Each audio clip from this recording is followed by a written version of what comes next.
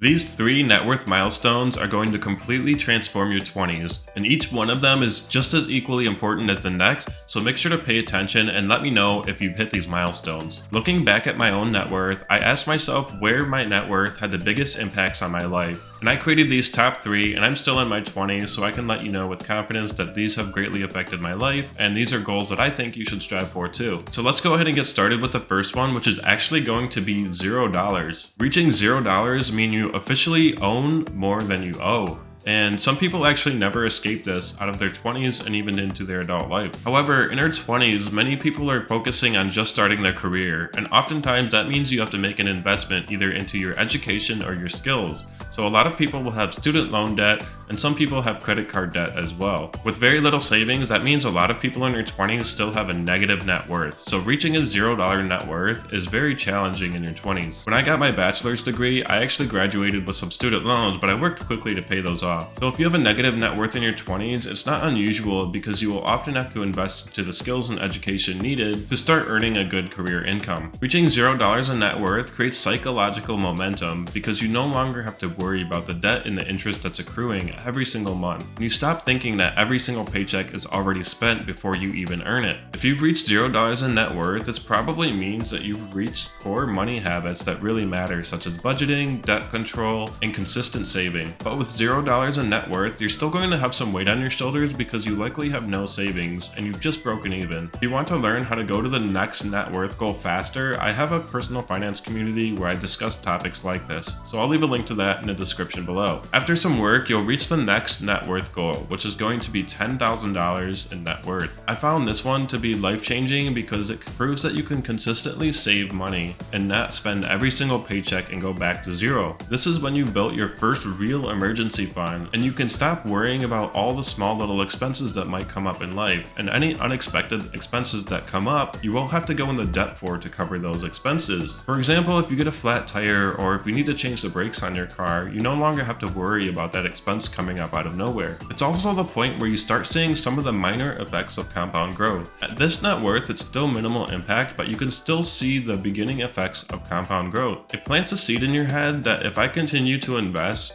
I can make my own money produce more money. And that is really a motivating concept. At this point, you might also separate from some of your peers because a lot of your peers will still be living paycheck to paycheck and maybe still have some debt that puts them in a negative net worth category. This breaks a psychological barrier and will motivate you to continue to improve your net worth and improve your savings and investing. This is a really solid foundation point, but you still don't have enough to make really big financial moves in your 20s just yet. And that's when we get to the next goal, which is going to be $100,000 in net worth.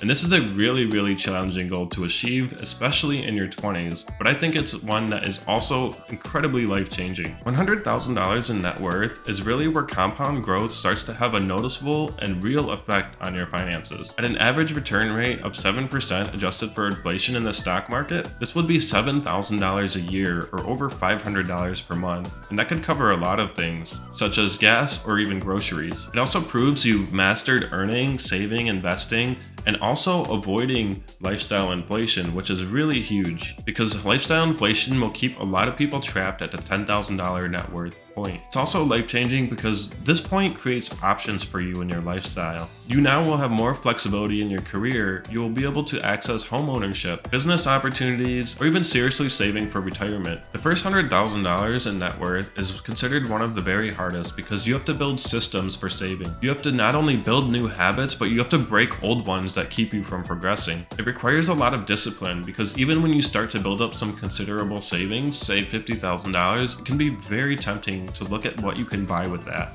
You might be able to buy a new truck or a new car. You might be able to rent a really expensive luxury apartment. But staying committed to your goals is seriously impressive if you can reach $100,000 in net worth. If you can hit this goal in your 20s, you will set yourself up for the good habits that it requires to have a successful future in your 30s and 40s and 50s and even in retirement. Now, if I had to rank which one had the biggest impact on my life, it would be really challenging because all of them are important for different reasons. When you hit your $0 in net worth, you're really getting the foundations of your finances set.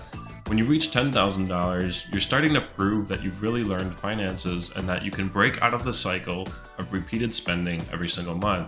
When you reach $100,000, you've really proven that you've mastered some of these concepts and you can now be ready for some bigger financial moves. But I think $10,000 is really the tipping point when you start to become financially literate and you've proven that you've done so. If you can get to that point, you can reframe the way you think about money. It can almost be like a game, and it becomes addicting once you see your net worth start to grow more and more. Even if you're just starting out, like when I graduated and I had student loans, when I saw the interest that was being applied to my balance, that really motivated me to pay down my student loan balance as quickly as possible, because I knew that once I had that paid off, I could start investing my money and the interest would be paid to me, not to a balance that I owe. Finally, once you reach your $100,000 mark and you've proven that you can repeat these financial systems, the next milestones become even easier. Going from 100 to say 200, for example, will be much faster than it would be going from 0 to 100.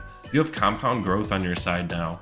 Like I said, if you're earning $7,000 every single year, if you're earning 7% in the stock market, you could see how you could go from 100 to 200 pretty quickly. Even without adding any more contributions, the money starts to grow on its own.